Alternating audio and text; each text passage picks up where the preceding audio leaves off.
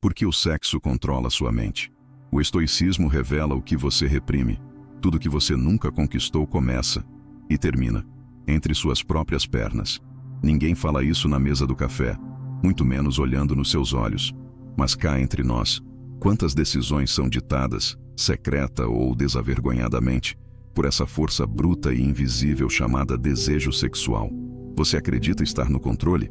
A verdade é que a maioria dos homens, mesmo aqueles que fingem frieza, vivem sob domínio de ondas subterrâneas, impulsos que sabotam silêncios, paralisam decisões e moldam autoimagem.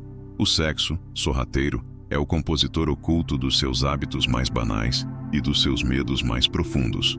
E quase ninguém percebe o quanto vira refém desse maestro. Já reparou como, no fundo, suas pequenas vitórias, humilhações ou ressentimentos passam pelo filtro dessa energia? Acordar sentindo-se vazio, procrastinar um projeto importante, sentir inveja de um olhar que não recebeu, tudo esconde o mesmo vetor. Você não está só.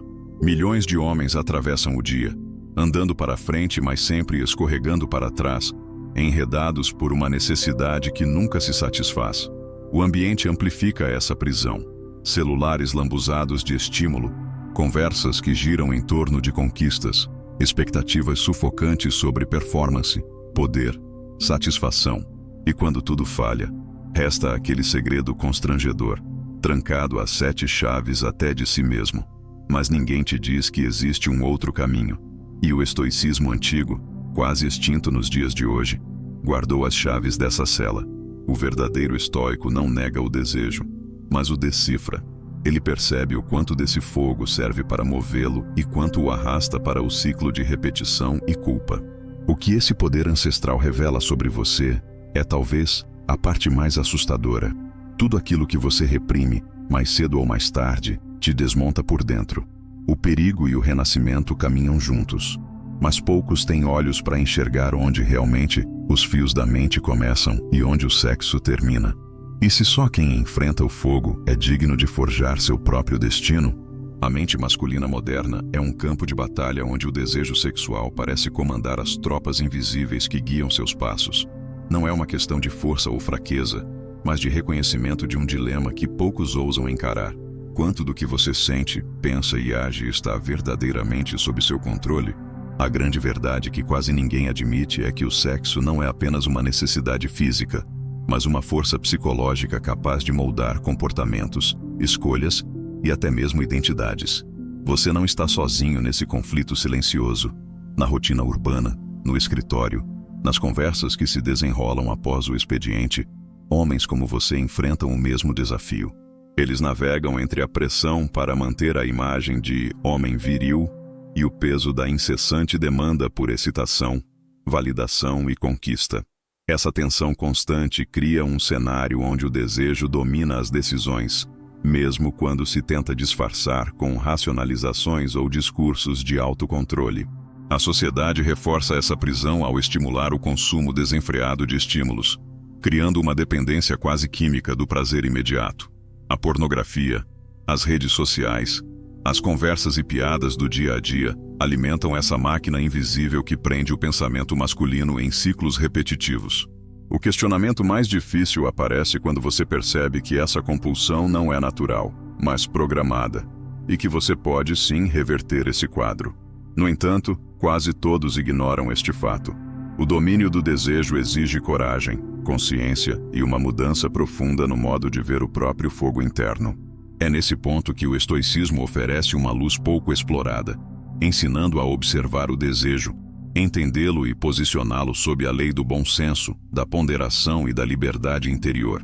Mas antes de revelar por que e como isso é possível, você precisa compreender o mapa onde essa luta acontece, porque conhecer o terreno é o primeiro passo para vencer a guerra. E existe algo mais obscuro, oculto nas entrelinhas dessa batalha, um sinal que poucos percebem, mas que pode transformar tudo. Era uma noite fria de outono quando Rafael entrou no pequeno apartamento onde uma conversa intensa se desenrolava.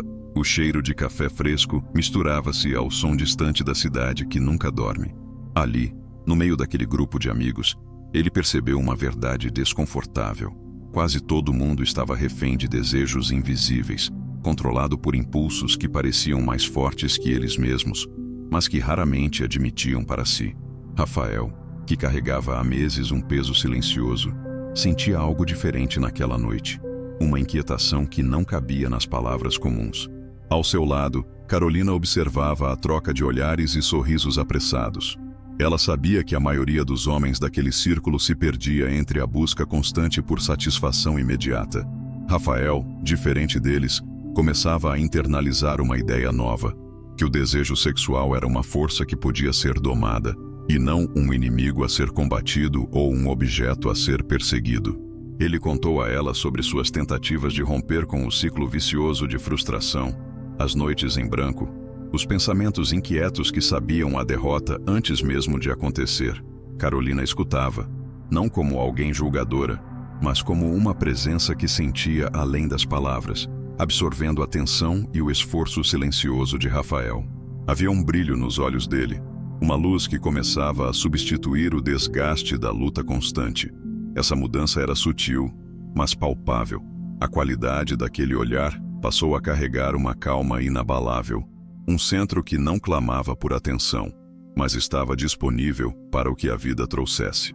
Rafael percebeu, naquela noite, que havia um caminho onde o desejo deixava de ser dono da mente para se tornar um combustível e não uma prisão.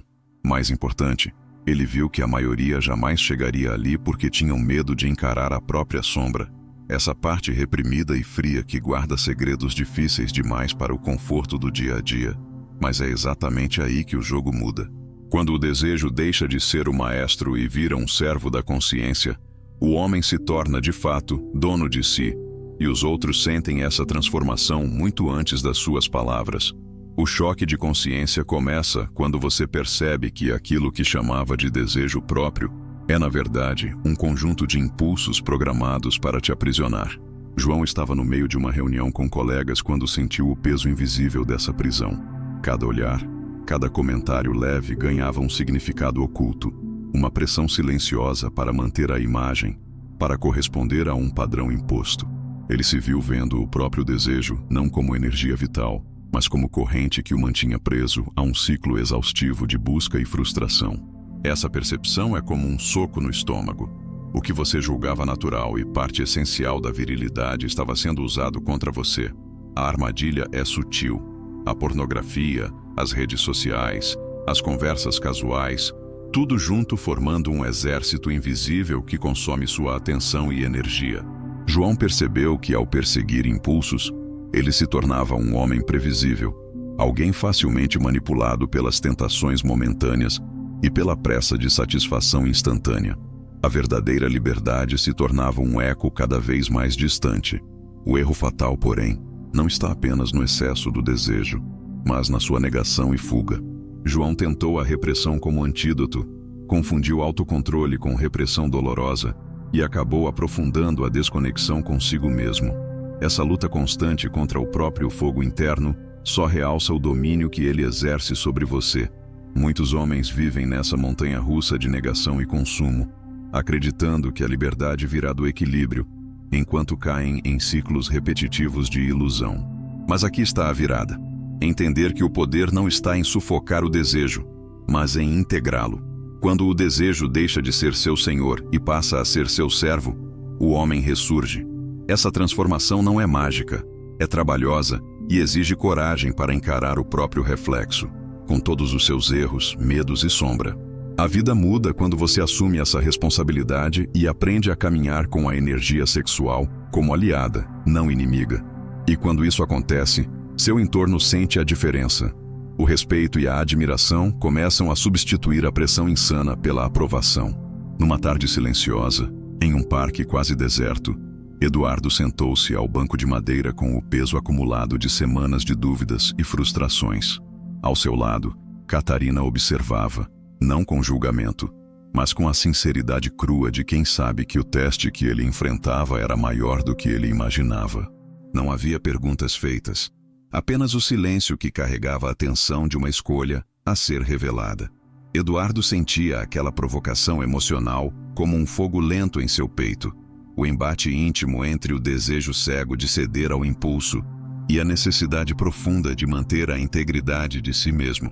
Catarina não queria nada material, nem respostas prontas. O que pesava no ar era a decisão invisível que toda mulher sente quando percebe se o homem diante dela é conduzido pelo desejo ou pela consciência. O olhar dela não pedia, ele questionava. Você é capaz de estar aqui de verdade, sem fingimento, sem pressa? Por instantes, Eduardo viu o riso dela escapar nervoso, a respiração dela se tornar medida, sinais sutis que pesavam mais do que 1000 palavras. Estava ali o teste da alma masculina.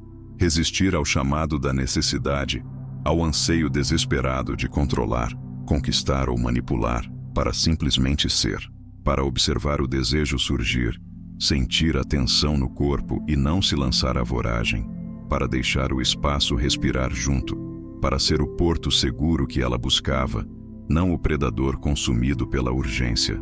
Esse instante, essa linha tênue onde a maioria dos homens escorrega, revela o futuro que será escolhido. É aqui que a mente dessexualizada mostra sua força. Dentro do abismo do impulso, surge a possibilidade de transcender, de transformar o fogo impetuoso em chama estável e constante. É a escolha entre ser instrumento do desejo ou mestre dele, entre a prisão invisível e a liberdade silenciosa que só o autocontrole traz. Você já sentiu essa luta? Esse teste mudo que decide quem você é de verdade? O fim dessa batalha não é o silêncio do abandono, mas a voz forte do homem que escolhe seu lugar no mundo. O domínio sobre o desejo sexual não é uma renúncia, mas a conquista mais profunda que um homem pode alcançar. Não se trata de apatia ou negação, mas da soberania que transforma o fogo interno em energia que ilumina, não queima. O estoico verdadeiro compreende que o desejo é uma força poderosa e que essa força, quando compreendida, não o controla, mas se rende à sua consciência. Viver com uma mente dessexualizada significa encontrar equilíbrio onde tudo parece tentar te desequilibrar. É abandonar a corrida frenética atrás da aprovação e se assentar na estabilidade sólida de quem sabe que a verdadeira força vem de dentro. Quando você integra seus impulsos, a presença deixa de ser perturbada por vozes caóticas e passa a ser uma fortaleza silenciosa, um campo magnético que atrai respeito e admiração autênticos. Nessa transformação, as relações mudam profundamente. As mulheres não são mais rostos para satisfazer suas carências, mas companheiras para compartilhar a autenticidade. O encontro deixa de ser arena para se tornar espaço seguro, e essa segurança é a maior forma de poder. Essa maturidade, essa consciência, nasce no enfrentamento da própria sombra, no encontro com as partes mais silenciosas e obscuras de si mesmo, que poucos têm coragem de olhar. Carl Jung disse que o self se revela quando homens e mulheres param de projetar suas sombras no outro e começam a enxergar com clareza. A mente dessexualizada é o terreno fértil para essa visão realista e corajosa de si e do mundo. Quando esse homem emerge, ele não precisa correr atrás de nada. Ele é a rocha onde tudo se ancora. Seu silêncio fala, sua presença sustenta. Ele carrega a chama no peito, não como um fardo, mas como a luz que guia a si mesmo e aos outros.